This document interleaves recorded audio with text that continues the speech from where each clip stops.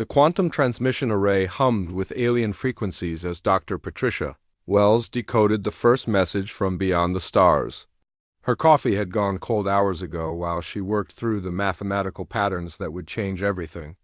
Humanity thought they knew about their place in the universe. The message was clear despite its foreign origin, delivered in broken but understandable English that the senders had somehow learned from intercepted broadcasts. Species of Sol 3, you are hereby commanded to submit to the hegemony. Your world will provide tribute of resources and labor. Resistance will result in complete annihilation. You have 72 hours to respond. Patricia stared at the screen in her underground laboratory beneath Geneva. Around her, banks of computers processed the transmission data while she tried to comprehend the magnitude of what she was reading.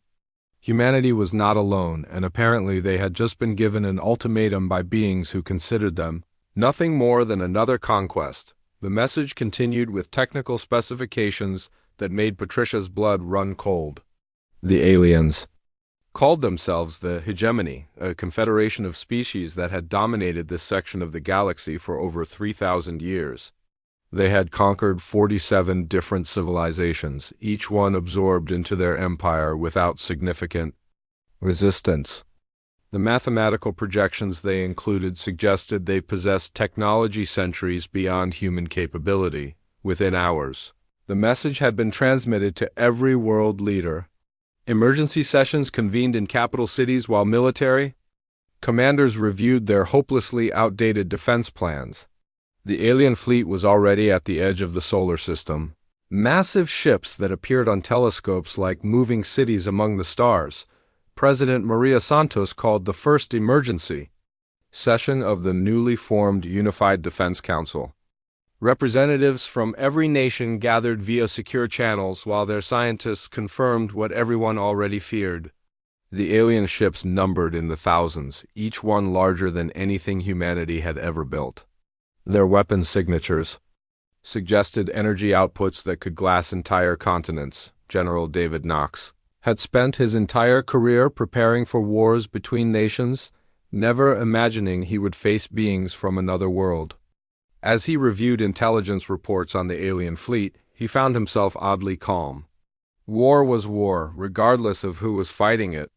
The principles remained the same. Know your enemy, use your advantages, never give up. Sir, what do we tell them?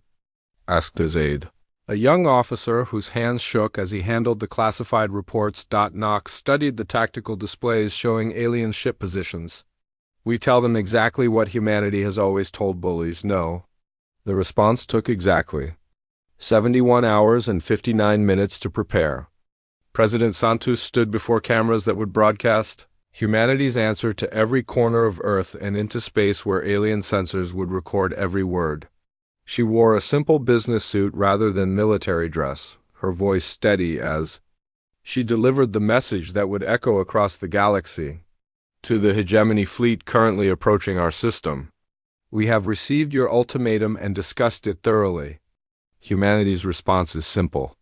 We decline your generous offer to become your slaves. If you wish to take our world, you are welcome to try. We suggest you bring more ships. The message ended with coordinates for major military installations around Earth, a direct challenge that no other species had ever issued to the hegemony. What the aliens didn't understand was that humanity had spent its entire existence preparing for exactly this kind of fight. Admiral Trix of the hegemony fleet received the human response with something approaching disbelief. In 3,000 years of conquest, no species had ever responded with defiance. Most civilizations surrendered within hours of receiving the ultimatum. Those few who attempted resistance usually lasted less than a day before their governments collapsed and submitted. The Altan commander was tall even by his species' standards, his scaled hide bearing the scars of a dozen campaigns. He had personally overseen the conquest of 15 worlds, each one following the same predictable pattern. Initial resistance followed by rapid collapse when the natives realized the futility of fighting the hegemony's superior technology. Analysis of human military capabilities? Trix asked his tactical officer. Primitive by our standards, Admiral. They have barely reached their own moon. Their weapons are chemical-based projectiles and simple nuclear devices. Their largest ships are small metal craft that cannot survive in deep space for extended periods. Estimated conquest time, 6 to 8 hours. Trix nodded, already planning the standard occupation protocols. The humans would serve well as laborers once their defiant spirit was broken. Their planet showed signs of diverse ecosystems that would provide useful resources for the hegemony's expansion. It would be another routine addition to their empire. What Admiral Trix didn't know was that humanity had been studying warfare for thousands of years, not against aliens, but against each other. Every battle, every campaign, every strategic innovation had been tested in the crucible of human conflict. While other species had developed their technology in peaceful isolation, humans had weaponized everything they encountered. Dr. Wells watched the alien fleet begin its approach toward Earth from her command center deep beneath the Swiss mountains. Banks of monitors showed the massive ships moving with the confidence of predators approaching helpless prey. But hidden throughout the solar system, human preparations were already in motion. "Activate the Poseidon network," she ordered quietly around her. Technicians began powering up systems that had been built in secret over the past 30 years. Not because humanity knew aliens existed, but because human military planners had learned to prepare for every possible threat. The network of hidden weapons platforms, concealed bases, and defensive installations represented the collective paranoia of a species that had never known true peace. The first alien probe ships entered Earth's atmosphere expecting to encounter minimal resistance. Instead, they found themselves flying into the most sophisticated defensive network any species had ever created. Every major city was protected by layered defense systems. Every military base was a fortress designed to withstand an UCLEAR attack. Every civilian center had hidden bunkers and supply caches. As the probe ships began their reconnaissance, human resistance erupted from every corner of the planet. Anti-aircraft batteries that had been disguised as civilian structures opened fire. Surface-to-air missiles launched from hidden silos. Fighter jets scrambled from bases the aliens hadn't detected, piloted by humans who had trained their entire careers for air-to-air combat. The first alien ship to be destroyed fell over the Pacific Ocean, its wreckage scattered across 100 miles of water. The second fell over Eastern Europe, brought down by a coordinated missile strike from 6 different nations. By the end of the first day, 17 alien probe craft had been shot down. Admiral Trix stared at the casualty reports with growing confusion. No species had ever inflicted losses on hegemony forces during initial reconnaissance. The humans were fighting with a coordination and effectiveness that suggested decades of preparation. Their weapons, while primitive, were being used with tactical sophistication that rivaled veteran military forces. "Begin full planetary assault," Trix ordered. "It appears these humans require a more direct demonstration of hegemony power." Military doctrine had always fascinated Professor Michael Torres, even before the aliens arrived. His office at West Point was filled with books on strategy and tactics from every era of human conflict, from ancient battles to modern warfare theories. When the hegemony ships appeared in Earth's skies, Torres found himself drafted into a war unlike anything in those history books. The aliens attacked with overwhelming force, just as their records suggested they would. Massive ships descended through the atmosphere, their energy weapons carving through military installations like hot knives through butter. Cities burned under bombardment that should have broken human resistance within hours. But something unexpected happened that first week of the invasion. Humanity got angry. Colonel Robert Hayes commanded the remnants of the European defense force from a bunker system that stretched beneath the Alps. His screens showed the destruction above, but also something the aliens hadn't anticipated. Every bombing raid was met with surface-to-air fire from positions the hegemony couldn't locate. Every landing attempt encountered resistance from defenders who seemed to appear from nowhere. "Sir, how are civilian populations maintaining organized resistance?" asked Lieutenant Amy Foster, monitoring communications from across the continent. Hayes smiled grimly. Because they're not civilians anymore. Every human with 2 hands and a functioning brain is now a soldier. This was humanity's first advantage that the hegemony had never encountered. While other species maintained clear distinctions between military and civilian populations, humans had spent centuries preparing their entire population for war. Children learned basic military tactics in school programs disguised as sports. Adults practiced marksmanship at shooting clubs found in every town. Mechanics understood explosives from working with engines. Farmers knew chemistry from fertilizers. That could be WEAPONIZED. Dr. Patricia Wells coordinated the resistance from her command center, now expanded into a vast underground complex. Her screens showed something that would have seemed impossible weeks earlier. Human forces were not just surviving the alien onslaught, they were learning from it. Analysis of enemy weapons complete, reported her chief engineer, a former aerospace designer named Tom Wilson. Their energy systems operate on principles we can replicate with modifications to our existing technology. This was humanity's second advantage.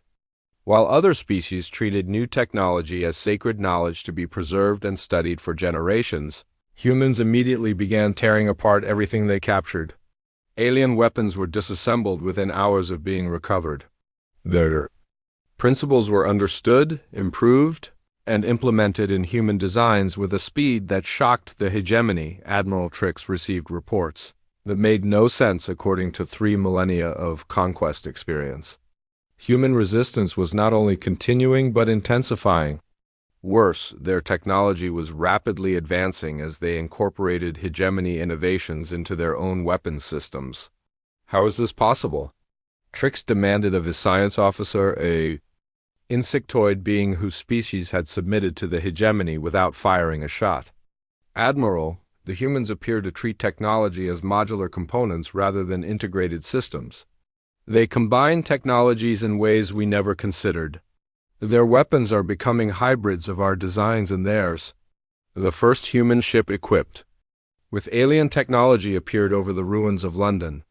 The ESV Defiance was built in hidden orbital shipyards while Earth's surface burned, constructed by engineers who had never seen anything like alien technology but treated it as just another engineering problem to solve.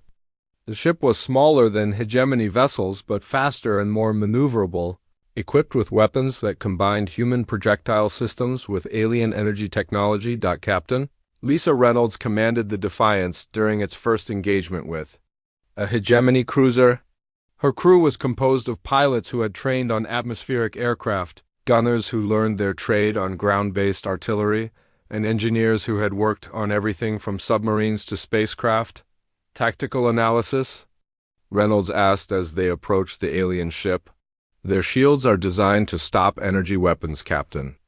But our projectile systems might penetrate if we can get close enough. Then we get close enough. The battle that followed became legend in human military circles. The Defiance closed to point-blank range, her crew ignoring the massive size difference between their ship and the enemy. Human tactics had always emphasized getting close to the enemy, using superior maneuverability and willingness to take risks that more cautious species avoided. The hegemony cruiser exploded in a fireball visible from Earth's surface. It was the first capital ship they had lost in over a century, but humanity's greatest advantage was still revealing itself. Major Tom Wilson led Special Forces operations behind alien lines, teaching captured populations something no other species had ever shared with hegemony subjects: how to fight back. The mining world of Delta 7 had been under hegemony control for 300 years. Its native population, the reptilian Draxi, had never known anything but slavery. When Wilson's team arrived with weapons and training, they expected the usual response from conquered species: fear and submission. Instead, they found beings hungry for the very concept of freedom. "You mean we can fight them?" asked Kex, an elderly Draxi who had labored in the mines his entire life. "You can do more than fight them," Wilson replied, demonstrating how to construct explosives from mining equipment. "You can win." The Draxi revolution began within days. Across the hegemony, similar uprisings erupted as human teams spread the most dangerous concept in the galaxy, that freedom was worth dying for. Other species had submitted because they valued survival over independence. Humans taught them that some things were more important than staying alive. General David Knox watched the strategic displays showing human operations across known space. While the hegemony focused their main fleet on conquering Earth, human forces had dispersed throughout their territory, not to conquer but to liberate. It was a strategy no other species had ever attempted. Sir, we're receiving reports from 17 different hegemony worlds. Local populations are in revolt, using weapons and tactics provided by our special forces teams. Knox nodded. The aliens made their first strategic error. They assumed we would fight like every other species they've conquered. They expected us to defend our homeworld and wait for them to destroy us. What's our actual strategy, sir? We're not fighting to defend Earth, we're fighting to free the galaxy. This was the fundamental difference between humanity and every other species the hegemony had encountered. Other civilizations fought to preserve what they had. Humans fought to create what should be. They didn't see the alien invasion as a threat to their own world, but as an opportunity to liberate every enslaved population in hegemony space. Admiral Trix stared at reports flooding in from across the Empire. 17 worlds in rebellion. Supply lines under constant attack. His own officers beginning to question orders, as they realized the humans were offering something the hegemony never had, the chance to join them as equals rather than submit as slaves.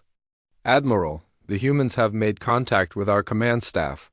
They wish to discuss terms? Terms of surrender? Trix asked hopefully. No, sir, terms for our surrender. For the first time in 3,000 years, a hegemony fleet faced the possibility of defeat, not because they lacked superior technology or numbers, but because they had encountered a species that refused to accept that might made right. Humanity had prepared for war not by building bigger weapons, but by perfecting the art of making war too costly for their enemies to continue. The tide was turning, and Admiral Trix was beginning to understand that his species had made a critical error in assuming these strange bipedal mammals would behave like every other conquered race.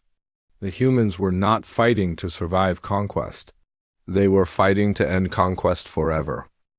Underground bunkers beneath the Rocky Mountains buzzed with activity as Commander Lisa Reynolds analyzed intelligence reports from across the galaxy.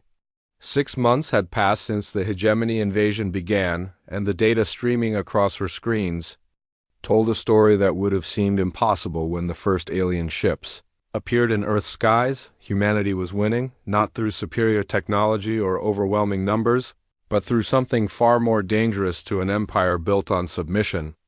The simple idea that freedom was worth fighting for, regardless of the cost. Status report from the Kepler 7 sector? Reynolds asked her communications officer. The Draxi have taken control of the primary mining facilities. They're using the equipment to manufacture weapons according to the specifications our teams provided. Estimated hegemony casualties, over 3,000 in the past week alone. Reynolds nodded, marking another system on her strategic display. The uprising had spread far beyond what anyone had anticipated. Human Special Forces teams had visited 43 different worlds, not as conquerors but as teachers, sharing knowledge that had never been offered to subject species. How to fight back? The revolution was spreading faster than the hegemony could contain it. Lieutenant Amy Foster's team had been operating behind enemy lines for 4 months, moving from world to world like seeds carried on the wind. Her current assignment was the industrial planet of Gamma Prime, where the crab-like Vex had manufactured hegemony weapons for 2 centuries without question. The humans want to teach us what? Asked Moore, a Vex factory supervisor whose claws had assembled alien weapons his entire adult life.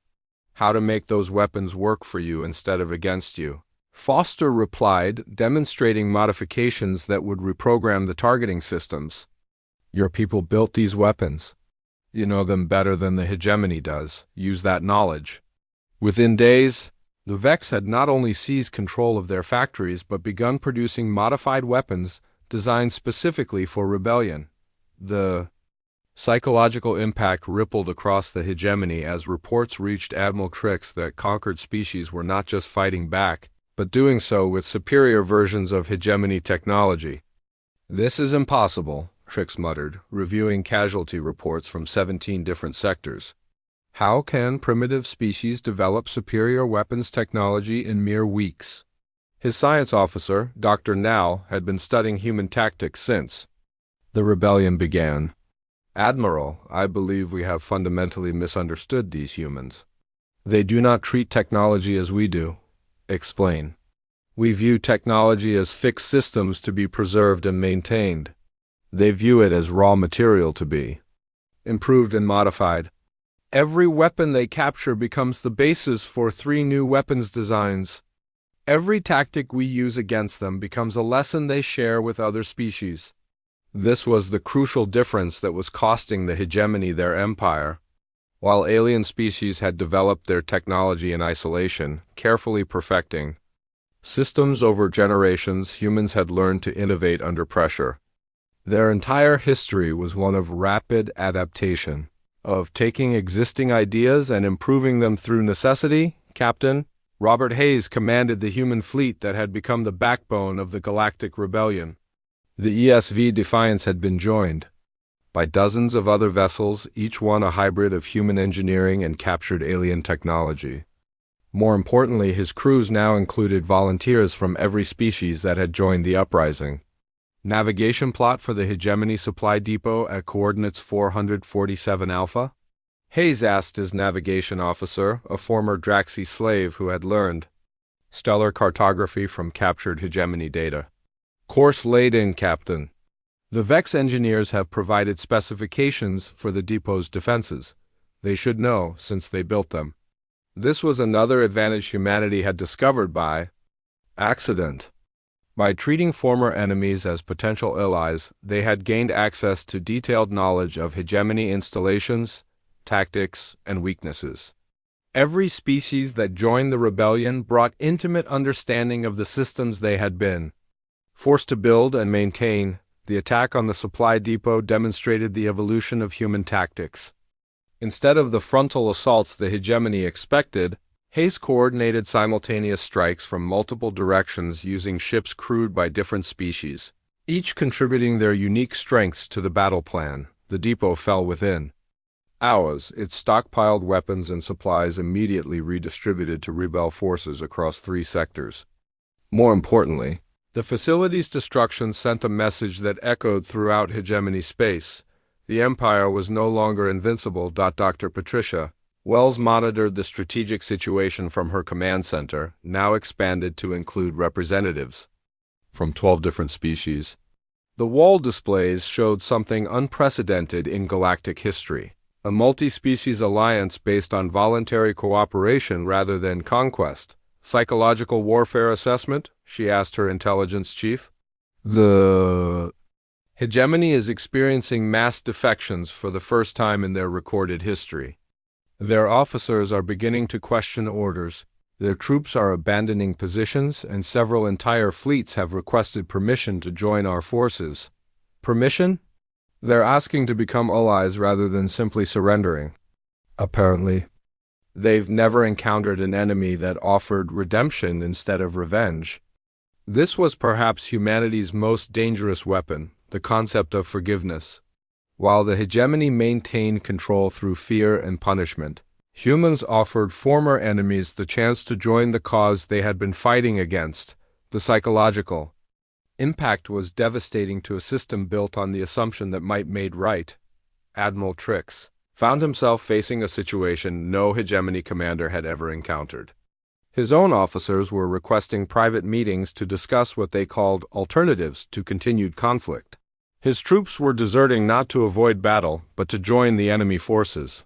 His supply lines were under constant attack by the very species the hegemony had conquered and armed. "Admiral, we have received another communication from the human leadership," reported his communications officer. "More demands for surrender?" "No, sir.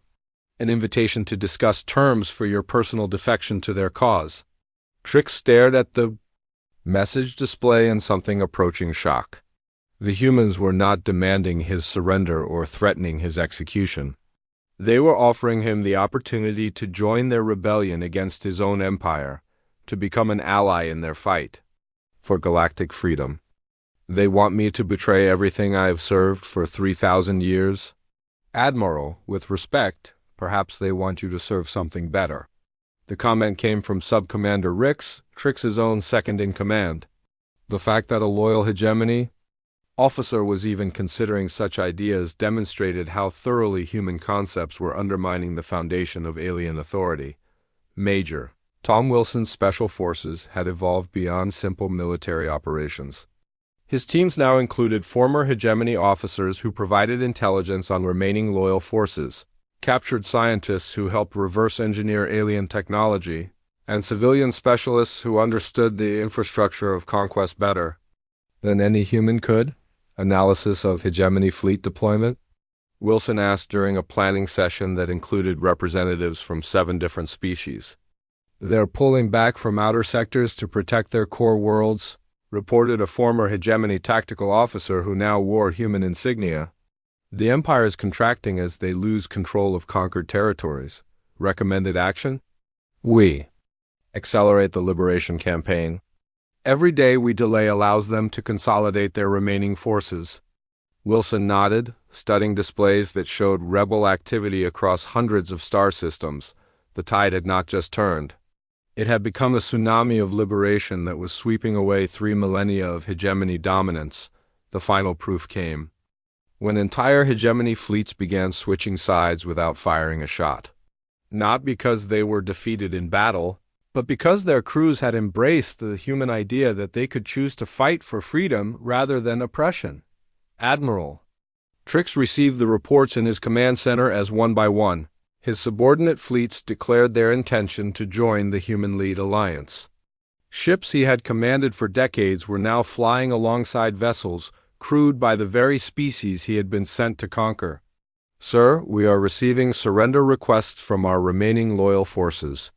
They want to know if we will guarantee safe passage for crews who wish to defect to the rebel alliance.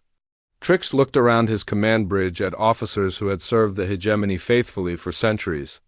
In their eyes, he saw something that had never existed in hegemony space: doubt about whether they were fighting for the right cause. For the first time in 3,000 years, the hegemony faced an enemy that was not trying to conquer them, but to convert them. The humans had turned warfare into a recruiting campaign, offering every hegemony citizen the choice between serving an empire built on oppression or joining a galaxy built on freedom. The tide had not just turned.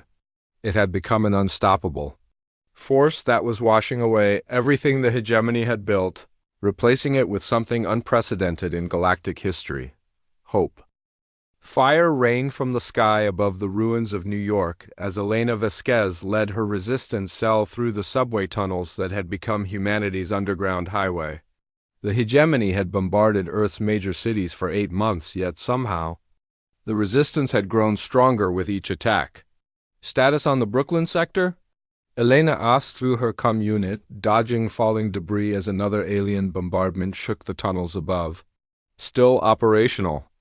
The foundries are producing ammunition around the clock, and the hydroponic farms are feeding 2,000 civilians. Elena smiled grimly. The aliens had expected their bombing campaign to break human morale. Instead, they had forced humanity to become something unprecedented, an entire species that fought like guerrilla warriors while maintaining industrial production underground. Every bombed city had become a fortress. Every crater had been turned into a defensive position. Every destroyed building had provided materials for weapons and fortifications. The hegemony was learning that humans possessed something no other species had demonstrated: the ability to grow stronger under pressure. Dr. Patricia Wells coordinated global resistance from a command center that now stretched for miles beneath the Swiss Alps. Her screens showed a planet that had been transformed into the galaxy's most dangerous fortress, defended by a population that treated warfare as a natural part of existence. Casualty reports from the Pacific Northwest? She asked her aide, light losses considering the bombardment intensity. The civilian population evacuated to prepared bunkers before the attack began. Counter-battery fire destroyed 3 hegemony ships. Counter-battery fire? From civilians? Sir, the distinction between military and civilian personnel ceased to exist months ago. Every human settlement now functions as a military installation. This was the reality that was destroying hegemony strategy. Their tactical doctrine assumed they were fighting military forces that could be defeated by destroying command structures and supply lines. Instead, they faced an entire species where every citizen was a soldier. Every city was a fortress, and every defeat became motivation for greater resistance. Colonel Robert Hayes monitored European operations from his command post beneath the ruins of Geneva. His screen showed something that would have been impossible to imagine when the invasion began: human forces not just surviving alien technology, but improving upon it. Analysis of the captured hegemony dreadnought? Hayes asked. His chief engineer? Complete reverse engineering finished. We've identified 17 design flaws and developed improvements for each system. The modified version will be 40% more effective than the original. How long to implement the improvements? The London shipyards can have the first modified unit operational within 6 weeks. The Birmingham facility can handle 3 more within 8 weeks. Hayes nodded, studying tactical displays that showed the impossible. Human industrial capacity had actually increased during the invasion. While the hegemony bombed surface facilities, humans had moved their entire manufacturing base underground, creating production centers that were better protected and more efficient than anything they had built before the war. Admiral Trix stared at intelligence reports that made no sense according to 3 millennia of conquest experience. Human resistance was not only continuing but expanding. Their technology was advancing faster than his science teams could analyze captured equipment. Their industrial output was growing despite constant bombardment of their homeworld. How are they maintaining production while under siege? Trix demanded of his intelligence chief. Admiral, we believe they have moved their entire industrial base underground. Our bombardment of surface facilities appears to have been irrelevant to their actual manufacturing capacity. Then why did they build surface factories if they could build underground? Analysis suggests they built the underground facilities after our attack began. Their construction rate indicates capabilities we did not anticipate. This was another advantage the hegemony had never encountered. While other species built their infrastructure to last for centuries, humans had learned to adapt and rebuild rapidly. Their entire history was one of recovering from disasters, rebuilding after wars, and emerging stronger from each catastrophe. Captain Lisa Reynolds commanded the human fleet that had become the core of the Galactic Alliance. Her ships were now crewed by volunteers from dozens of species, each contributing their unique abilities to combined operations that were devastating hegemony forces across multiple sectors. Fleet status for Operation Thunder? Reynolds asked during a command briefing that included officers from 12 different species. All vessels ready, Captain. The Draxi have contributed their mining expertise to develop new explosive technologies. The Vex have provided manufacturing capabilities that tripled our ammunition production. The former hegemony officers have identified strategic targets throughout their remaining territory. Rules of engagement? Standard Liberation Protocol. Offer surrender terms to all enemy forces. Accept defections from any personnel willing to join the alliance. Protect civilian populations regardless of species. This was the tactical doctrine that was destroying the hegemony more effectively than any weapon. The human insistence on treating enemies as potential allies rather than targets for extermination. Every battle became a recruiting opportunity. Every victory created new volunteers for the alliance. Lieutenant Amy Foster had been behind enemy lines so long that she barely remembered what Earth looked like.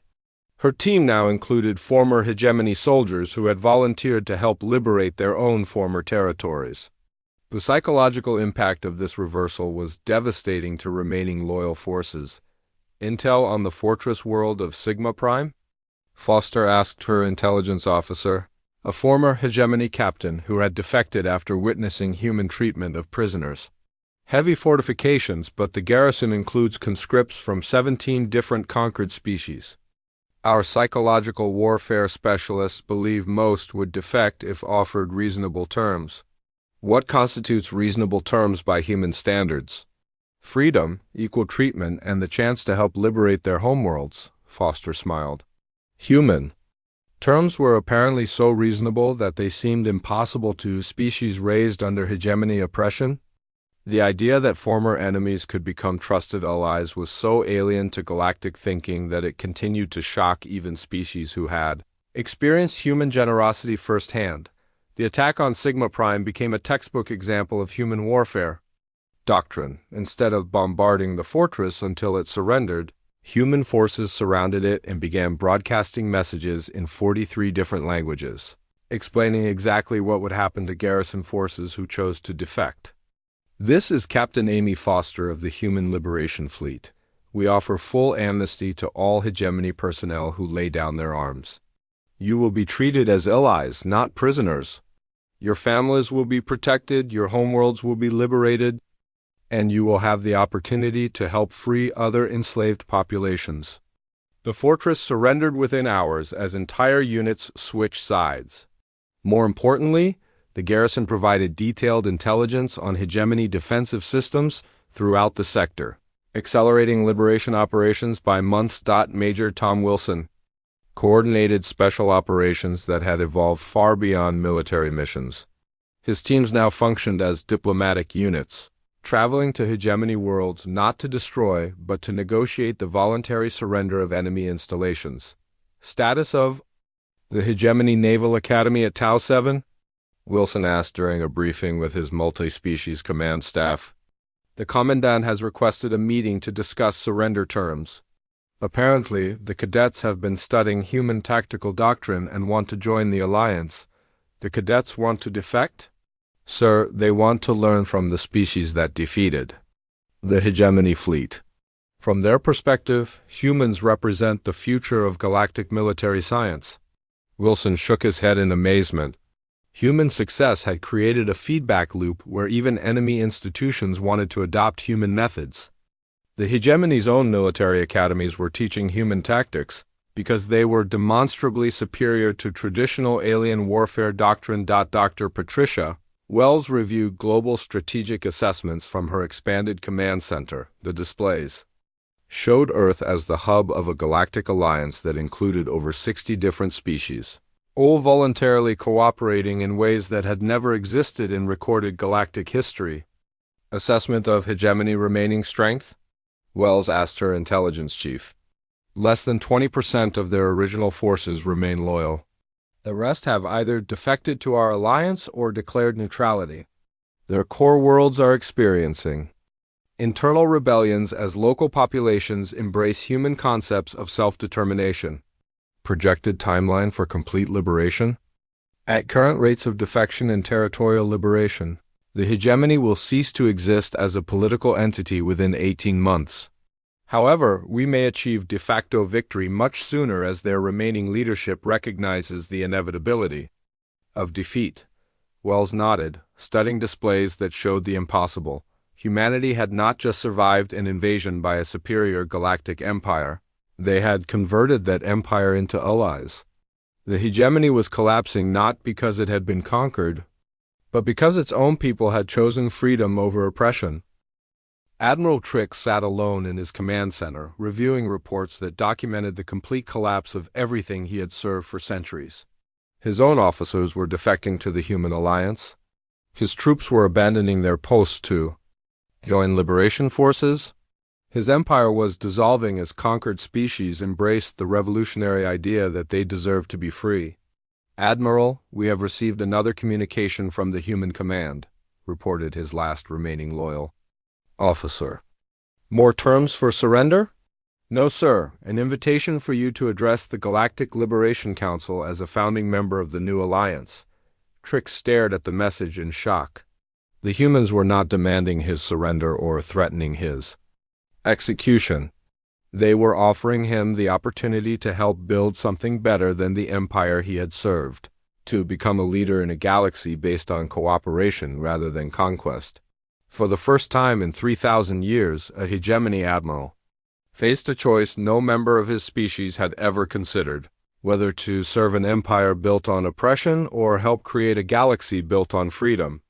The war had revealed that humanity possessed something that made them truly unbreakable, the absolute conviction that freedom was worth any sacrifice, and the generous spirit to offer that freedom to their enemies.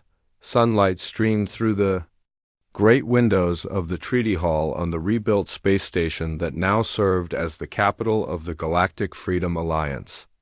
Admiral Thomas, formerly known as Admiral Trix of the Hegemony Fleet, stood beside General David Knox as representatives from over 200 species gathered to sign the document that would reshape galactic civilization forever. Strange to think it all began with your species refusing to surrender, Thomas said, his scaled features showing an expression that would have been impossible under hegemony rule. Hope. Knox smiled, watching as delegates filed into the chamber. We didn't refuse to surrender, Admiral. We refused to accept that surrender was necessary. The Treaty of New Geneva was unlike any document in recorded galactic history. Instead of establishing terms of conquest or subjugation, it created something unprecedented, a voluntary alliance, based on mutual cooperation, shared defense, and the radical principle that every species had the right to govern itself. Dr. Patricia Wells served as the primary architect of the new galactic government, drawing on human experience with democratic institutions while incorporating the unique perspectives of dozens of different species. Her office overlooked the bustling corridors where former enemies now worked together as equals. Status report on the transition governments? Wells asked her chief of staff, a former hegemony administrator who had spent centuries managing conquered territories. All 147 former hegemony worlds have established democratic assemblies. The process has been remarkably smooth, considering most of these populations had never experienced self-governance. Human advisors report that species are adapting to democratic principles faster than our most optimistic projections suggested. Wells nodded, reviewing reports that would have seemed impossible 2 years earlier. Entire civilizations were learning. Concepts like individual rights, representative government, and peaceful transfer of power. The ideas were spreading across the galaxy, like wildfire through populations that had never imagined such possibilities, Captain Robert Hayes commanded.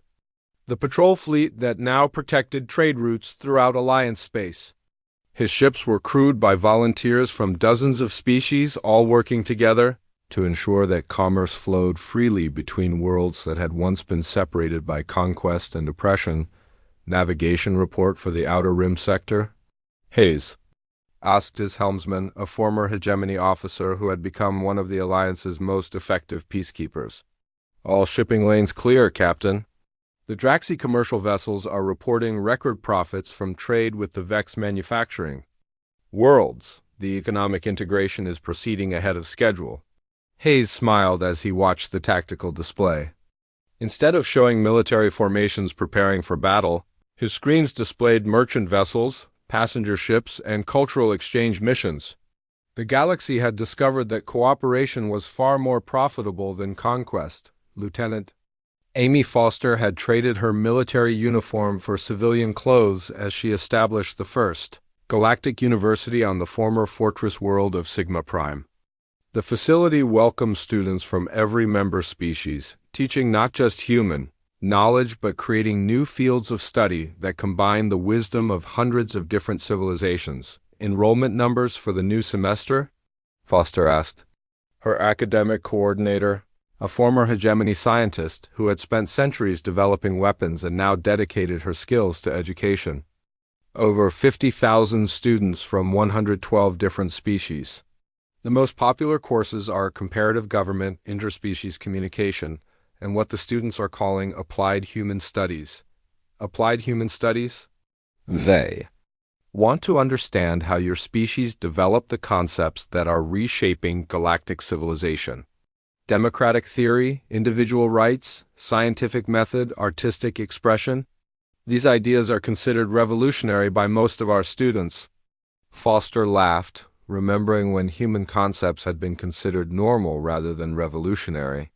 The galaxy was discovering that ideas humanity took for granted represented radical departures from millennia of authoritarian rule. Major Tom Wilson had perhaps the most unusual assignment in the new galaxy, commander of the Reconciliation Corps, a military unit dedicated to helping former hegemony officers adapt to life in a free society.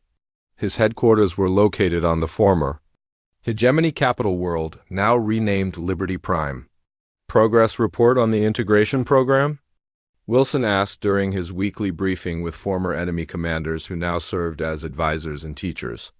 Excellent results across all metrics, Major. Former hegemony military personnel are adapting well to Alliance service. The biggest challenge continues to be convincing them that they will not be punished for their past service to the Empire. And civilian populations? They are thriving under democratic governments. Production is up 40% across all sectors. Crime rates have dropped to historical lows. Most importantly, voluntary enlistment in Alliance forces is exceeding our ability to train new recruits. Wilson studied reports that documented something unprecedented in galactic history. Former subjects of a tyrannical empire were volunteering to defend the democratic system that had replaced it. Citizens who had never known freedom were willing to fight to preserve it for others. The economic transformation was perhaps even more dramatic than the political changes. Dr. Elena Vasquez, former resistance leader turned director of galactic commerce, oversaw trade networks that dwarfed anything the hegemony had achieved through forced tribute and slave labor. Trade volume analysis for this quarter? Vasquez asked her economic advisors, a team that included former hegemony economists who had managed resource extraction for centuries. Up 300% compared to pre-liberation levels. Free trade between former enemy species has created economic synergies that we never anticipated. The Vex manufacturing expertise combined with Draxi mineral resources and human innovation has produced technological advances that benefit all Alliance members. Military expenditures? Down 70%. Democratic governments require minimal military forces for internal security, and the Alliance fleet handles external defense more efficiently than individual planetary forces ever could. Vasquez smiled as she reviewed the data. The galaxy was discovering that freedom was not just morally superior to oppression, but economically more efficient. Voluntary cooperation produced better results than forced compliance. Admiral Thomas found himself in a position no hegemony officer had ever imagined, serving as Supreme Commander of Alliance forces by unanimous election of the very species his empire had once oppressed. His office was a testament to the transformation, decorated with gifts from liberated worlds and staffed by officers from dozens of different species. Strategic assessment of galactic security? Thomas asked his intelligence chief, a human colonel, who had once been his enemy. No external threats detected, Admiral. The few remaining hostile factions are isolated and pose no significant danger to Alliance territory. Internal security remains excellent across all member worlds. Recruitment levels? We actually have the opposite problem, sir. So many beings want to serve in Alliance forces that we have waiting lists for most positions. Apparently, defending freedom is considerably more appealing than enforcing oppression. Thomas reflected on the irony. The hegemony had maintained its military through conscription and fear. The Alliance attracted volunteers faster than it could train them. Former slaves were eager to become protectors of liberty. The cultural renaissance was perhaps the most unexpected result of liberation. Art, music, literature, and scientific research flourished as species that had been suppressed for millennia rediscovered their creative potential.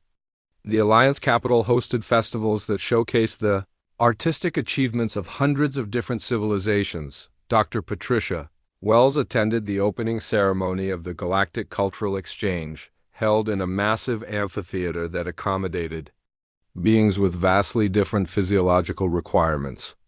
The program featured performances, exhibitions, and presentations from every Alliance member species.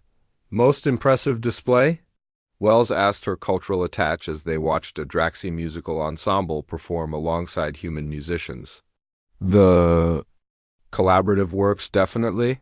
Species that had never been permitted to interact are creating art forms that combine multiple cultural traditions. The results are unlike anything in recorded galactic history. Political impact? Significant.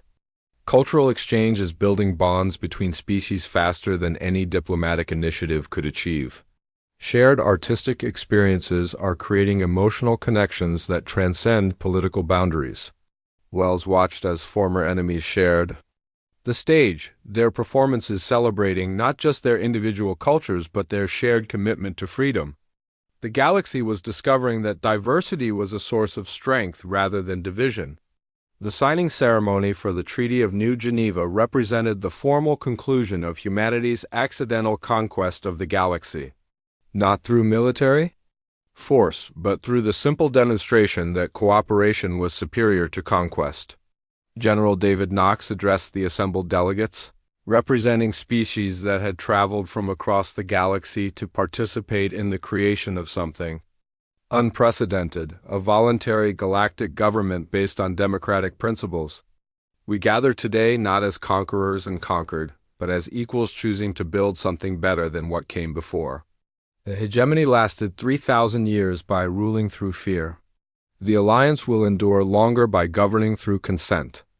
Admiral Thomas stepped forward to sign the treaty on behalf of all former hegemony forces.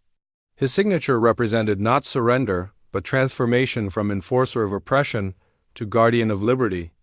The galaxy has learned something important from humanity, Thomas said as he signed the document, that the strongest force in the universe is not the ability to destroy, but the willingness to forgive. Not the power to conquer, but the wisdom to cooperate. Lieutenant Amy Foster, now Director of Education for the Alliance, signed representing the millions of students and teachers who were spreading democratic ideals throughout galactic civilization. Her signature committed the Alliance to ensuring that every being had access to education and the opportunity to reach their full potential. Captain Robert Hayes signed as Commander of Alliance Fleet Operations, representing the naval forces that now protected free trade and peaceful travel throughout Alliance space. His signature pledged the military to serve the citizens rather than rule them. Major Tom Wilson signed as Director of Veteran Integration, representing the millions of former enemy soldiers who had chosen to serve freedom instead of oppression. His signature promised that redemption was always possible for those willing to change. Dr. Patricia Wells signed last as the first elected president of the Galactic Freedom Alliance. Her signature created the framework for governance that would allow hundreds of species to cooperate as equals while maintaining their individual identities and cultures.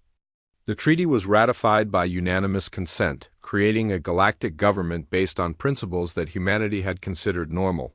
But the galaxy found revolutionary that governments derive their authority from the consent of the governed, that individual rights are more important than state power, and that diversity strengthens rather than weakens civilization. As the ceremony concluded, participants looked out through the great windows at a galaxy transformed. Instead of hegemony patrol ships enforcing oppression, they saw merchant vessels carrying goods and ideas between worlds. Instead of military installations projecting fear, they saw universities and cultural centers spreading knowledge and understanding. The alien war had begun with the hegemony's assumption that humanity would behave like every other conquered species. It ended with the realization that humanity had spent their entire history preparing not just for war, but for the peace worth fighting for. The galaxy would never be the same, and for the first time in recorded history, that was exactly what every civilized being wanted.